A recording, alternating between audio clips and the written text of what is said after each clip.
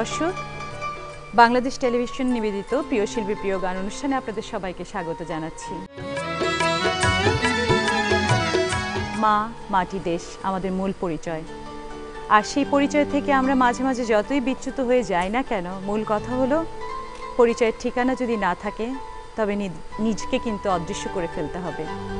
তবে সবচেয়ে বড় আশার কথা হলো আমাদের সংস্কৃতির মূল শেকড় এবং আমাদের সংস্কৃতিকে ধরে যারা আমাদের বাংলাদেশকে পরিচয় করিয়েছেন বিশ্বের দরবারে, তাদের মধ্যে অন্যতম আমাদের সকলের প্রিয় শিল্পী, লোকসঙ্গীত শিল্পী রথীন্দ্রনাথ রায় রয়েছেন আজ আমাদের মাঝে। শুভেচ্ছা, স্বাগত আমাদের আজকের আয়োজনে। তোমাকেও শুভেচ্ছা, স্বাগতম, এবং বাংলাদেশ টেলিভিশনকে অত্যন্ত আন্তরিকতার সঙ্গে আমি ধন্যবাদ জানাচ্ছি আজকের এই প্রিয় শিল্পী প্রিয় গান অনুষ্ঠানে আমাকে আমন্ত্রণ জানানোর জন্য। আর সেই সাথে আজকে যারা যে সমস্ত যন্ত্রী এখানে বসে আছে, এরা আমার অত্যন্ত প্রিয় লোক, যাদের সাহসর্য ছাড়া কোনো সুন্দর গান হয় না। আপনি এই দেশের একদম শেকড়ের গান করেন, দেশের মাটি ছেড়ে পড়ে আছেন প্রবাসে। দেশকে কতটা মিস করেন? বিদেশে যাওয়ার কোনো কথা ছিল না বা ইচ্ছাও ছিল না, কিন্তু আমি তো শুধু একজন শিল্পী নই, আমি কারো স্বামী, কারো বাবা। তো সেই প্রেক্ষিতে আমার পরিবারের ছেলে মেয়ে যখন চলে যায় নিউ ইয়র্কে, তখন একটি পর্যায়ে যা হয় আর কি, পরিবারের কর্তা বাড়িতে না থাকলে ছেলেমেয়েরা একটু হয়তো ডিরেল হতে পারে। তখন আমার স্ত্রী আমাকে বললো যে তুমি যদি না আসো তাহলে আমি ব্যাক করব। এই কারণে আমি চলে গেলাম, কিন্তু আমি ভাবতে পারিনি যে আমি গিয়া 5টা বছর আমাকে ওই সেন্ট্রাল জেলে থাকতে হবে, আমি বুঝতাম না। তো 5টি বছর আমার জীবনের একটা বিরাট অভিশাপ এবং আমার খুব কষ্ট। এবং এই 5 বছর পরে কিন্তু আমি প্রতি বছরেই আমি আসি যাই। আর তারপরেও কথা ছিল যে আমার ছেলেমেয়েদের লেখাপড়া করছিল, ওটা শেষ। 14 সালে তারা সবাই গ্রাজুয়েশন কমপ্লিট করে ফেলেছে, এখন তারা কাজে কর্মক্ষেত্রে ঢুকে গেছে। অতএব এখন আমি ফ্রি, এখন আমি মেইন সময়টাই বাংলাদেশে দিতে চাই এবং আবার আমি আমার এই জগতে ফিরে আসতে চাই। এই হলেন রথীন্দ্রনাথ রায়, আমাদের লোকশিল্পী, যিনি মা, মাটি, দেশের কথা বলতে গেলে আজও কাঁদেন এভাবে। যেহেতু মাকে নিয়ে এই গল্প, প্রথমে আমি মা বা আমাদের এই দেশ নিয়ে যদি কোনো গান শুনতে চাই, কার লেখা, কার সুর? আমি এখন যে গানটি করব, অর্থাৎ শুরুর যে গানটি, দেশাত্মবোধক গান, এটির গীতিকার আমার অত্যন্ত একজন প্রিয় গীতিকবি, আমার বন্ধু, বয়োজ্যেষ্ঠ বন্ধু ফজলে খোদা। আজকের এই গানটির সুরকার হচ্ছেন প্রয়াত আমার অগ্রজ প্রতিম অজিত রায়। চলুন শুনি।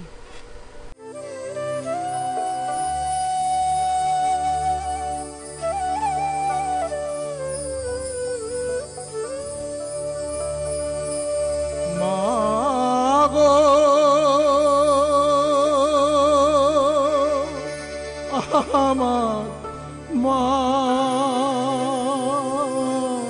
জননী,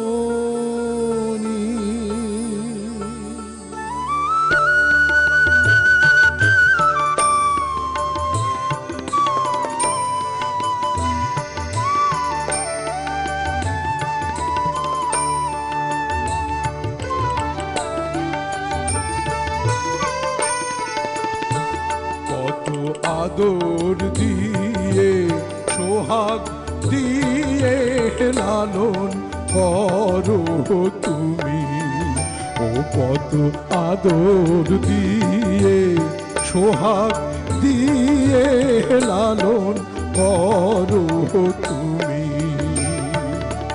মা গো আমার মা জননী,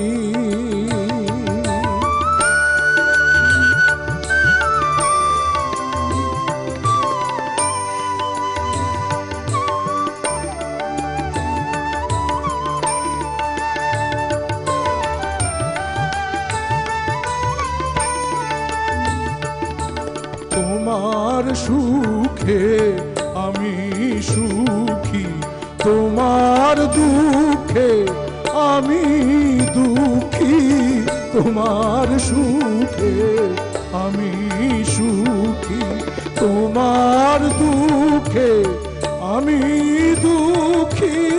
মা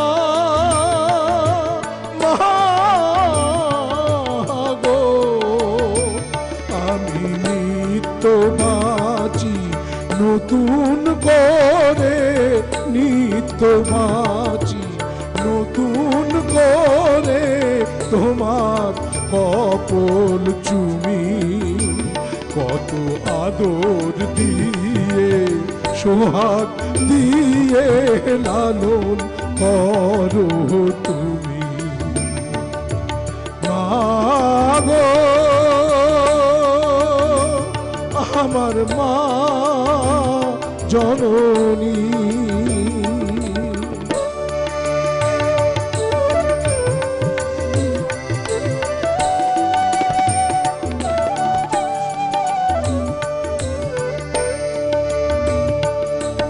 জন্মভূমি মাগো আমার তোমার কোলে এসে, গর্বে আমি বিশ্ব ভুলি তোমায় ভালোবেসে। জন্মভূমি মাগো আমার তোমার কোলে এসে, গর্বে আমি বিশ্ব ভুলি তোমায় ভালোবেসে। দিবস রাতি আশা করি তোমার বুকে যেন মরি, দিবস রাতি আশা করি তোমার বুকে যেন মরি। মহা গো তোমার স্তন্য দিয়ে ধন্য করে, স্তন্য দিয়ে ধন্য করে ঠাই দিয়েছ তুমি, কত আদর দিয়ে সোহাগ দিয়ে লালন করো তুমি। আগো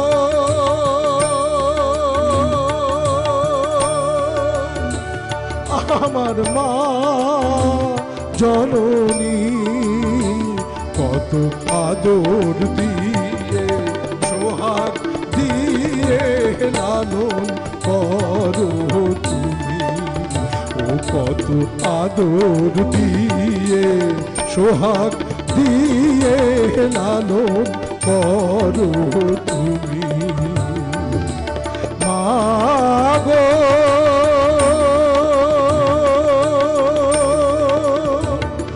আমার মা জননী।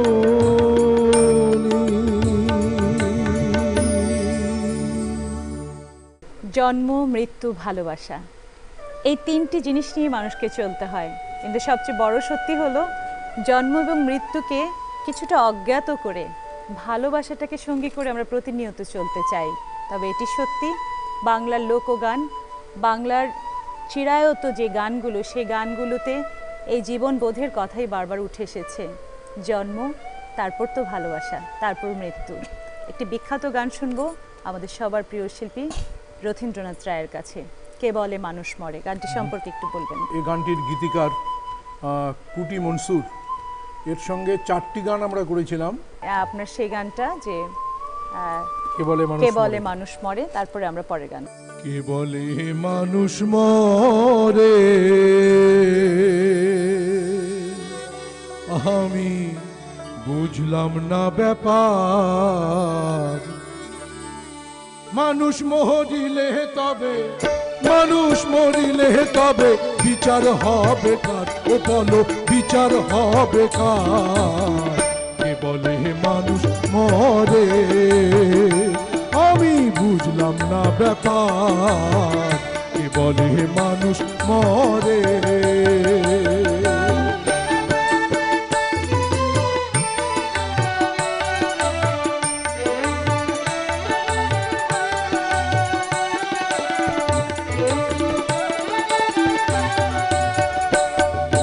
পঞ্চয়াত্মা পঞ্চরূহ হিসাবেতে দেখতে পাই,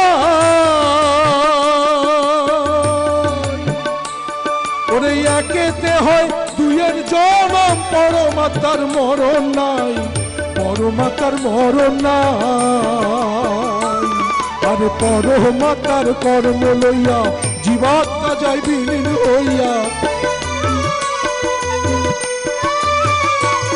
আরে পরমাতার কর্ম লইয়া জীবাত্মা যায় বিলীন হইয়া। ও নিচে জন্ম মৃত্যু নাম ধরিয়া চালাইছে কারবার, ভাইরে চালাইছে কারবার। কে বলে মানুষ মরে, আমি বুঝলাম না ব্যাপার। কে বলে মানুষ মরে,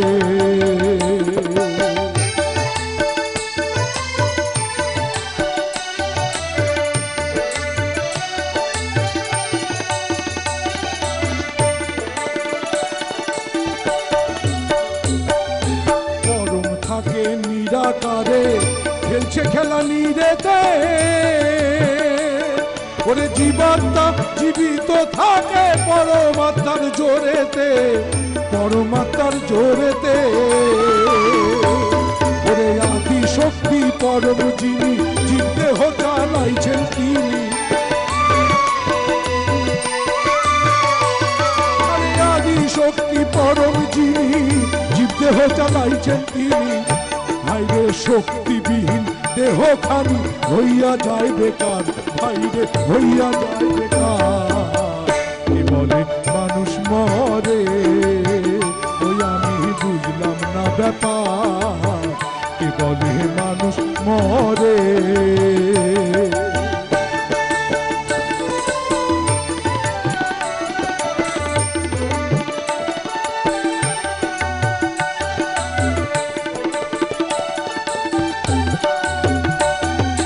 সাগর হতে পানি যেমন নদীতে ভেসে বেড়ায়।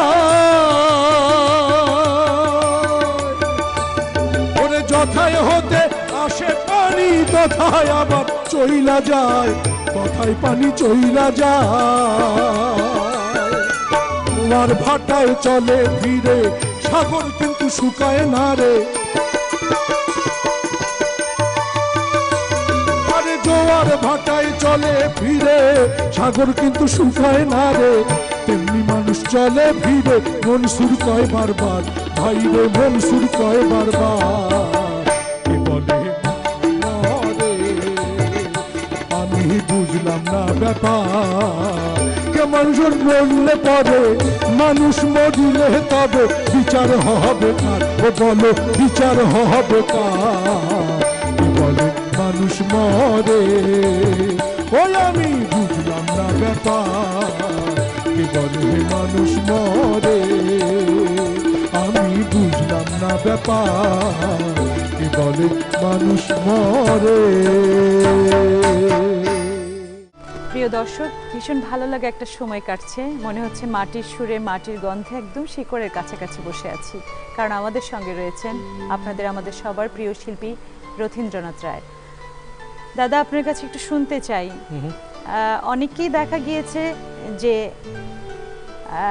কোনো নৃত্যশিল্পীর ঘরে হয়ে সঙ্গীত শিল্পী হয়ে গিয়েছে, কাউকে দেখা গিয়েছে রবীন্দ্রসঙ্গীত গান এমন কোনো বিখ্যাত জনের ঘরে হয়ে আধুনিক গানে চলে গিয়েছে। এইভাবে প্রজন্ম থেকে প্রজন্মে এভাবে কিন্তু একটা পরিবর্তন এসেছে।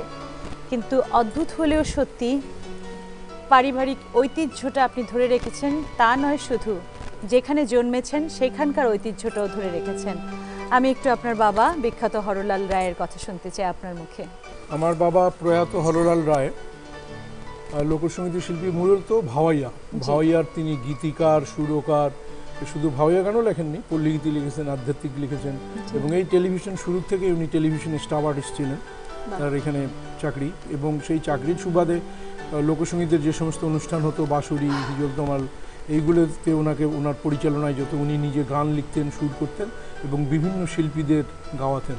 সেই বড় বড় শিল্পীরা ছিলেন ফেরদৌসী রহমান, আঞ্জুমান আরা বেগম, নীনা হামিদ, আব্দুর রৌফ, এরকম সবাই তার গান, সমস্ত গান লিখেছেন। আর শুধু উনি নিজে লেখেননি, আবার অনেক সময় অন্যের লেখা গানও উনি সুর করেছেন। তো বাবা প্রতিদিন সন্ধ্যার সময় আমরা যখন পড়াশোনা করে উঠতাম, গৃহশিক্ষক ছিল, আমরা চারজন ছিলাম, আমি, আমার দিদি আর পিসিমা আর ছোট কাকু। ওরা দুইজন সমবয়সী আর কাকু আর আমরা সমবয়সী। বন্ধুর মতন ছিলাম। তা আমরা উঠে গেলে পরে বাবা তখন গান করতেন বন্ধু বান্ধব নিয়ে। আচ্ছা। তো আমার পিসি, দিদি, কাকু ওরা ঘুমিয়ে পড়তো, কিন্তু আমি ঘুমাতাম না। আমি বাবা বৈঠকখানায় বসে গান করতেন, তো বৈঠকখানায় ওই বেড়ার ফাঁক দিয়ে আমি বাবার গান শুনতাম এবং দেখতাম বাবা কিভাবে গান করে। আর পরদিন স্কুল ছুটি হয়ে যেত, তো তখন বাবা খেয়ে ঘুমাতেন। আমি ওই সময়টাতে তাড়াতাড়ি খেয়ে বাবার গানের খাতাটা চুরি করে চলে যেতাম চকের মধ্যে, আলের মধ্যে বসে ওই বাবা যে গানটা আগের রাত করেছে ওই গানটা আমি করতাম। আবার বাবার ঘুম ভাঙানোর আগেই ওইটা রেখে দিতাম এবং যথারীতি পরদিন আবার যখন বাবা ওই গানটা গায় আমার কোথায় ভুল হচ্ছে শুদ্ধ হচ্ছে সেটা আমি মিলিয়ে নিতাম। ও আচ্ছা। এইভাবে আমি গান ওনার কাছ থেকে চুরি করে শিখেছি। কিন্তু 1960 সালে যখন ইস্ট পাকিস্তান ফোক ফেস্টিভ্যাল হচ্ছে রেডিওতে, ফোক ফেস্টিভ্যালের জন্য বাবার উপর দায়িত্ব ছিল যে একটা ভাওয়াইয়ার টিম উনি নিয়ে আসবেন। আচ্ছা। তো সেইখানে ওই সময়টা আবার আমার স্কুল কেবল বন্ধ হয়েছে, আমি শহরের স্কুলে গেছি পড়াশোনা করার জন্য ওই বছরই 1960-তে। তো বাড়িতে এসে দেখি বাবা, বিশেষ করে 3 জনের কথা এখন আমার মনে আছে। শ্যামাপদ বাবু গান লিখে বাবাকে পাঠাতেন, বাবা কোনোটা সুর করতেন, গাইতেন। আর আমাদের গ্রামে যে যোগী চুন বিক্রি করে, আমরা যোগী বলি ওকে, চুন বিক্রি করে, ওর ভাড়ের একদিকে হচ্ছে চুনের ভাণ্ড আর একদিকে হলো দোতারাটা ঝুলানো। দেখি যে রজনী যোগীও গান গায়। তাই আমি রজনী যোগীও গান গায় মা, রজনী, আমি তখন ক্লাস 5-এ পড়ি, রজনী যোগীও ঢাকা যাবে? বলে হ্যাঁ ঢাকা যাবে। তা আমি মাকে বললাম মা মুই ঢাকা যাবো, আমরা দেশি ল্যাঙ্গুয়েজে মুই ঢাকা যাই। তা ক তোর বাপক ক। তা আমি তো বাবাকে ভয় পেতাম, মা আমার খুব ফ্রেন্ডলি ছিল, এখনও ফ্রেন্ডলি। তো মা বললো যে ঠিক আছে তুই গিয়ে বৈঠকখানায় দাঁড়া, আমি এক ফাঁকে বলবো। তো তখনও আমাদের গ্রামের মহিলারা বাইরে আসেন না পরপুরুষের সামনে। তো যাই হোক আমি দাঁড়ায় আছি, বাবা এক পর্যায়ে ওদেরকে নির্দেশনা দিচ্ছে। আমরা গান গামো যখন, তখন কিন্তু রাইত, হ্যাঁ, তো রাইতে কিন্তু আমরা কিন্তু বসি গামো, এরকম একটা ডান্ডা থাকিবে, উপরটা এরকম একটা গোল জিনিস থাকিবে, ওইটা হলো মাইক, ওইটার গান গাইবেন এই যে 1 হাত দূর থেকে, আধা হাত দূরে। আর রাইত তো হঠাৎ করে দেখবেন যে ম্যাঘ যেমন চমকায় চাক্কাও করে উঠিবে, চাক্কাও করে উঠলে কিন্তু গান থামান না, গান গাইবেন। ওইটা চাক্কাও করে ওঠে হলো তোমার ক্যামেরার ফটো তুলেছে, তোমার ফটো। তো এইভাবে বাবা ওদের বোঝাচ্ছে। এর ফাঁকে মা পেছন থেকে ব্যাপার ফাঁক দিয়ে বলছে যে রতিন জানি কি বলবে। তখন তো খুঁজতেছে কোথায়, তো আমি দাঁড়ায় আছি মাথা নিচু করে, খুব ভীতু ছিলাম এবং কথা খুব কম বলতাম তখন। তো বলছে কি ব্যাপার? তাই বললো বাবা মুই ঢাকা যাই। হ্যাঁ তুই ঢাকা যাবো কেন? তুই কি গান জানিস? আমি হ্যাঁ জানি। গা দেখি। আমি তো গাই ফেললাম। তখন বলে আরে তুই গান কোত্থেকে শিখলি? তখন আমি বললাম যে এইভাবে শিখেছি। এবং জীবনের প্রথম বাবার হাত ধরে সরাসরি রেডিওতে আমি গান করেছি। আমি কোনো স্টেজে গান গাইনি। আমার সঙ্গীত জীবনের শুরু ঢাকা বেতার থেকে, সরাসরি বেতারের মাধ্যমে। তো বাবা এরকম রেডিওতে ঘুরতেছে গান গাওয়ার আগে, সন্ধ্যার সময় গান হয়, বিকেলবেলায় আমাদের নিয়ে গেছে। তো বলতেছে বাবা ইনি মমতাজ আলী খান, ইনি আমার বন্ধু। আমি ছোট মানুষ এরকম করে আদাব দিচ্ছি, বলে যে আদাব না আদাব, পা ছুঁয়ে প্রণাম করা। এই যে শিখিয়েছে পা ছুঁয়ে গুরুজনদের প্রণাম করা, এখনো করি। আমি একটা বিখ্যাত গান শুনতে চাই আপনার কাছ থেকে। ওই যে কুটি মনসুরের লেখা সুর করা, যৌবন জোয়ার একবার আসে।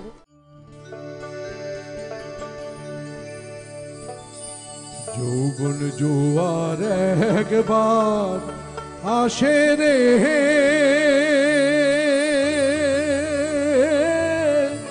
বন্ধু চলে গেলে আর আসে না। যৌবন কালে বন্ধু মিলে, যৌবন কালে বন্ধু মিলে, শেষকালে ভালোবাসে না। যৌবন জোয়ার একবার আসে রে, বন্ধু চলে গেলে আর আসে না। যৌবন জোয়ার একবার আসে রে।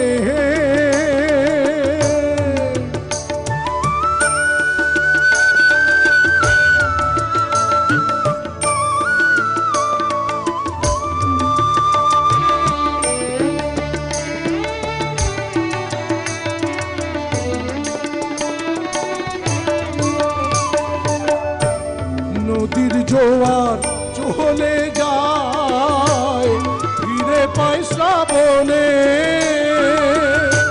যৌবন জোয়ার একবার গেলে পায় না জীবনে। নদীর জোয়ার চলে যায়, ফিরে পায় শ্রাবণে। যৌবন জোয়ার একবার গেলে পায় না জীবনে। ফুল শুকাইলে সেই ফুলে আর, ফুল শুকাইলে সেই ফুলে আর ভ্রমর তো প্রভু বসে না। যৌবন জোয়ার একবার আসে রে বন্ধু, চলে গেলে আর আসে না।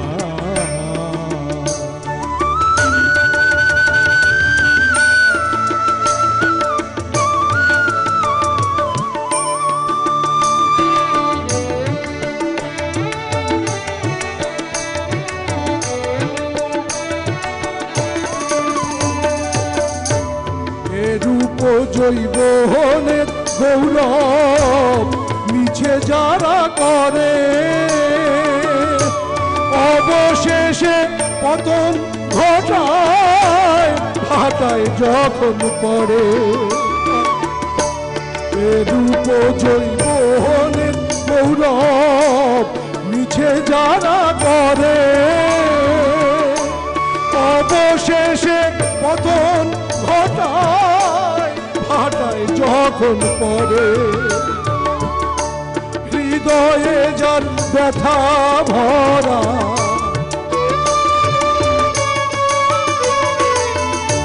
হৃদয়ে যার ব্যথা ভরা, মুখেতে হাসি ফোটে না। যৌবন জোয়ার একবার আসে রে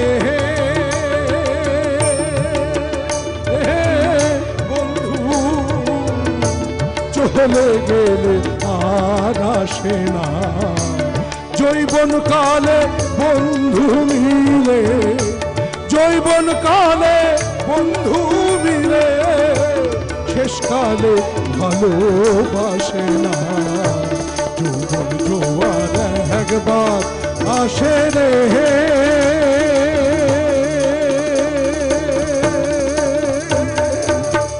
বন্ধু, চলে গেলে আর আসে না। এটার মধ্যে যেমন কে বলে মানুষ মরে, যৌবন জোয়ার একবার আসে রে বন্ধু, তারপরে আমি কি তোর আপন ছিলাম না রে জরিনা, এরকম 4টি গান ছিল এবং এটা দারুণভাবে হিট করে এই 4টি গান। এবং গ্রামে গঞ্জে বিশেষ করে, আমি অন্য কোনোখানের কথা জানি না, আমার উত্তরবঙ্গের কথা আমি জানি, মানুষে আমাকে বলেছে আমাদের ওখানে বিয়ের বাড়িতে মাইক ভাড়া করা হতো, গরুর গাড়িতে মাইক লাগিয়ে বিয়ে করতে যাচ্ছে মানুষকে জানান দিতে দিতে, আর গ্রামের ছেলেপেলেরা ওই মাইকের গান শুনতে শুনতে পিছন পিছন দৌড়াচ্ছে মিছিলের মতো। তো যখন তারা শহরে যেত মাইক ভাড়া করতে, তখন জিজ্ঞাসা করতে যে এই তোর কি ওই আমি কি তোর আপন ছিলাম না জরিনা আছে, তাহলে তোর মাইক ভাড়া করবো না, হলে করবো না। ও আজকে কিন্তু এই গানটা একটু হলেও শোনাতে হবে, আমি কি তোর আপন ছিলাম না। শোনাবেন দাদা? চেষ্টা করব। আচ্ছা।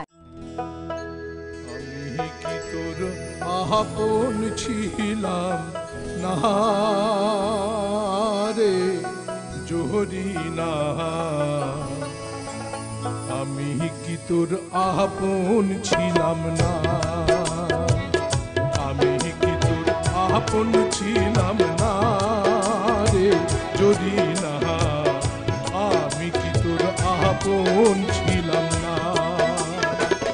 ছোট্ট কালে গাছ তহলাতে পুতুল খেলার ছলনাতে, এ ছোট্ট কালে গাছ তহলাতে পুতুল খেলার ছলনাতে, আম কুড়াতে যাইতাম 2 জনা রে জরিনা, আমি কি তোর আপন ছিলাম না।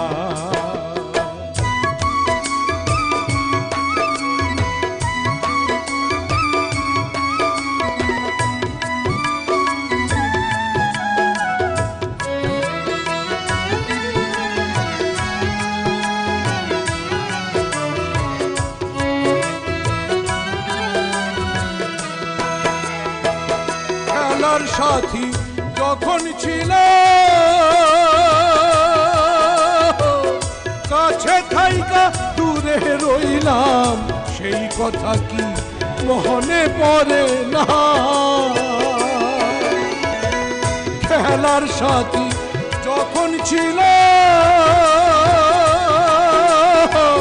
কাছে থাইকা দূরে রইলাম, সেই কথা কি মনে পড়ে না? ভালোবেসে আদর করে এখন কেন রইলি দূরে?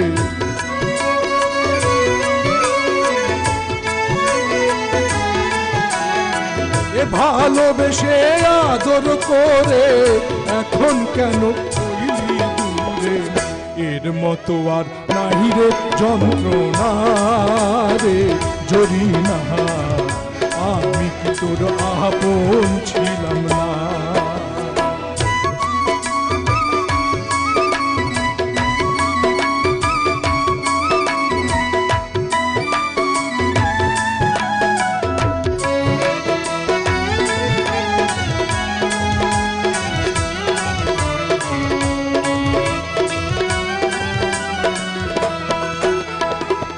ভালোবাসা কঠিন ব্যাধি,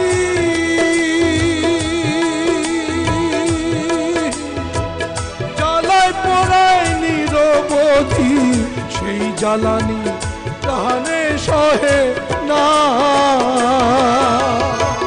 ভালোবাসা কঠিন ব্যাধি, জ্বালায় পোড়ায় নিরবধি, সেই জ্বালানি প্রাণে সহে না। প্রেম বিরহ আর তো সয় না, অন্তর পোড়ায় দেখা যায় না।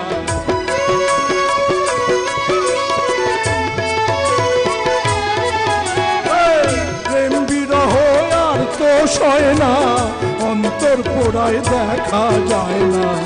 এর মতো আর নাই রে যন্ত্রণা রে জরিনা, আমি কি তোর আপন ছিলাম না? আমি তোর আপন ছিলাম না রে জরিনা, আমি কি তোর আপন ছিলাম না? ছোট্ট কালে গাছ তহলাতে পুতুল খেলার ছলনাতে, এ ছোট্ট কালে গাছ তহলাতে পুতুল খেলার ছলনাতে, আমি চূড়াতে যাইতাম দুইজনা রে জরিনা, আমি কি তোর আপন ছিলাম না?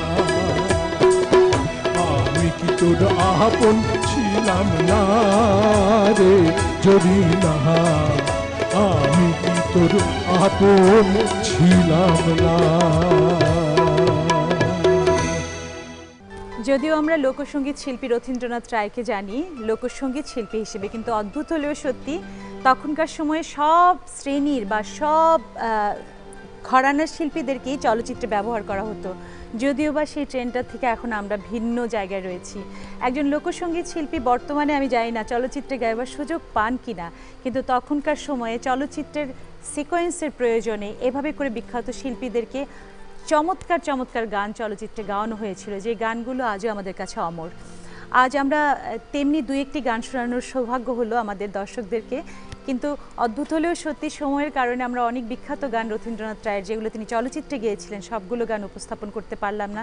এই মুহূর্তে যেমন আমার মনে পড়ছে ও যার অন্তরে বাহিরে, কিংবা সবাই বলে বয়স বাড়ে, আরও কিছু কিছু গান একটু কি মনে করে দেবেন দাদা? হ্যাঁ, কি আছে, অঙ্গার ছায়াছবির গান, আমি পাগল হব পাগল নেব যাব পাগলের দেশে।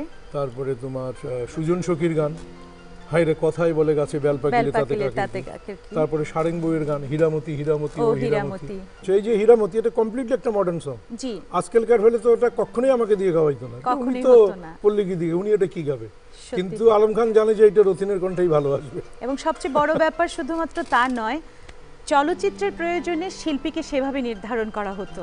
হ্যাঁ, এইটা কিন্তু আগের এই জিনিসটা ছিল যে এই গানটার স্টাইল হচ্ছে এটা আব্দুল জব্বার গাবে, এটা মাহমুদুল নবী গাবে। তারা ডিরেক্টররা এবং পরিচালক এবং সঙ্গীত পরিচালক একসঙ্গে বসে এই সিদ্ধান্তগুলি নিত। আমরা শুনি আপনার সেই বিখ্যাত গান খোদার ঘরে নালিশ করতে দিল না আমার। এই গানটি লিখেছেন কে? গাজী মাহমুদুল আনোয়ার, আর সুরকার আলাউদ্দিন আলী। এটা নালিশ ছায়াছবির গান। আচ্ছা, মমতাজ আলী সাহেব ছিলেন ডিরেক্টর। তাহলে আমরা গানটা শুনি কেমন? প্লিজ। খোদার ঘরে নালিশ করতে দিল না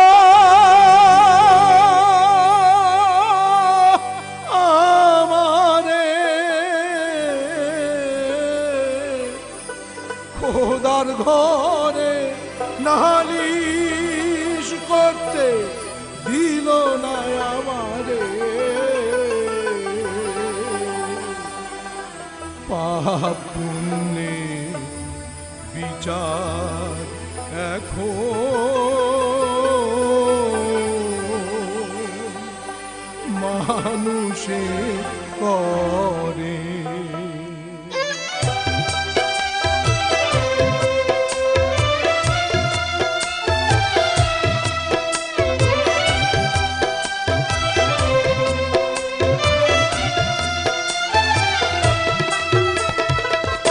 খোদার ঘরে নালিশ করতে দিল না আমারে,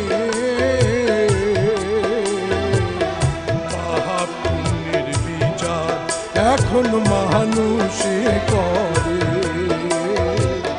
পাপ পুণ্যের বিচার এখন মানুষে করে।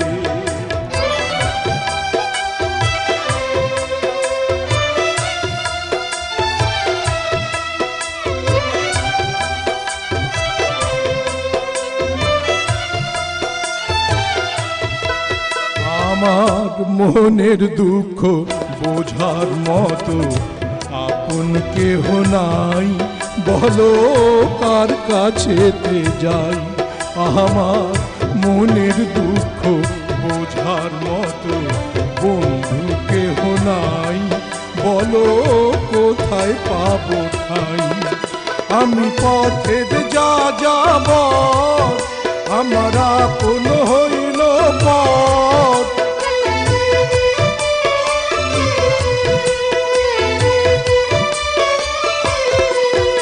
আমি পথের যা যাব আমার আপন হইল পথ।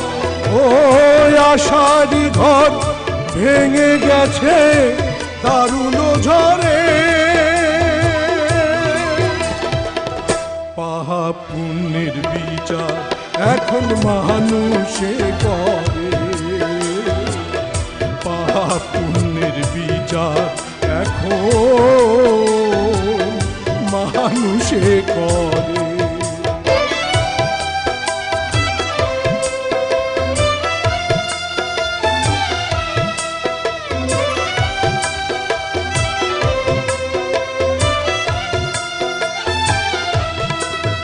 আমি বিচারকের বিচার চেয়ে করছি প্রতিবাদ, শুধু পেলাম অপবাদ। আমার মানুষ হয়ে বেঁচে থাকার ছিল বড় স্বাদ, শুধু পেলাম অপবাদ। আর শোন রে মানুষ এই দুঃখেরই আগুন,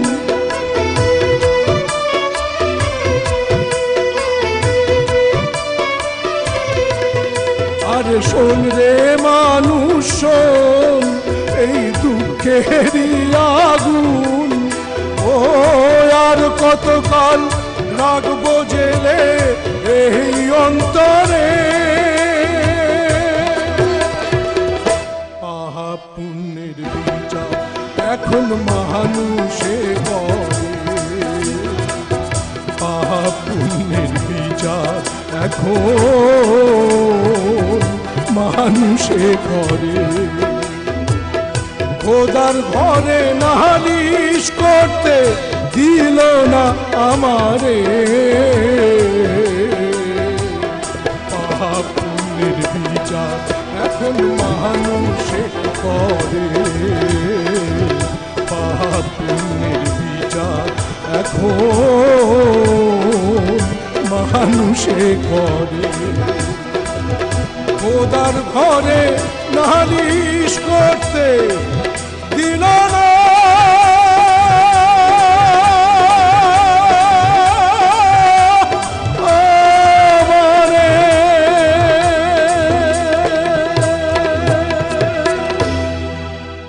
দর্শক, দেখতে দেখতে আমরা একদম অনুষ্ঠানের শেষ প্রান্তে দাঁড়িয়ে আছি।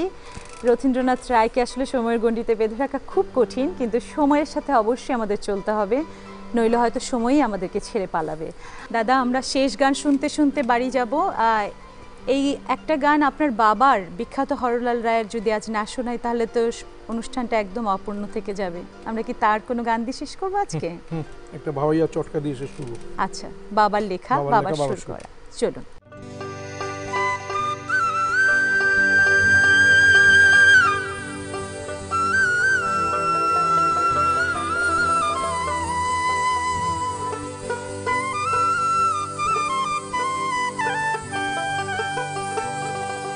আরে একে তো বাস বাড়ির মশা কামড়াইলে পরে ফোসা, আরে পেটকোনা তার ডামডিমা ডিম কহরে, ওরে মশার কামড়ে টানানু মশারি মশা ফাঁক দিয়া ভিতর সন্ধ্যাইছে, আরে মশা পেটকোনা তার ডামডিমা ডিম কহরে, মশা পেটকোনা তার ডামডিমা ডিম কহরে।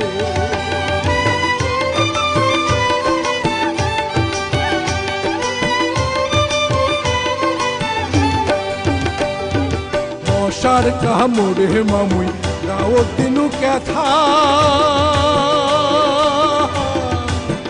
ওরে মশার কামড়ে মামুই গাও দিনু ক্যাথা, কানের গোড় করিয়া মশা কয় পিরিতির কথা রে, মশা পেটকোনা তার ডামডিমা ডিম কহরে, মশা পেটকোনা তার ডামডিমা ডিম কহরে।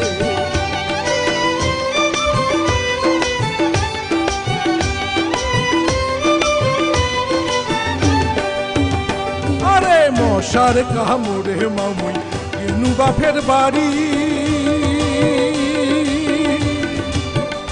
আরে মশার কামড়ে মামুই কেনু বাপের বাড়ি, সেউঠে বানা গিয়া মশা বেড়ায় টাড়ি টাড়ি রে, মশা পেটকোনা তার ডামডিমা ডিম কহরে, মশা পেটকোনা তার ডামডিমা ডিম কহরে।